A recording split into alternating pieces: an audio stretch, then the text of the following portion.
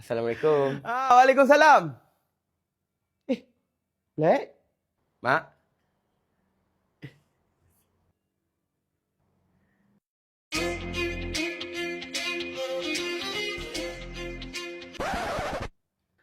Mak, yang... Tak cakap. Mak dah tahu dah. Oh, dah tahu Suruh dia masuk duduk. Tak berkenan mak tengok dia ni. Kau pandai buat apa je? Masak ke tidak? Tak tahu. Basuh baju? Tak juga. Apa je kau pandai buat? Tak ada mood lah aku. Baik aku shopping lah. A few moments later. Hush! Murahnya handbag ni. RM130 je. Lek, belanja mak handbag ni boleh?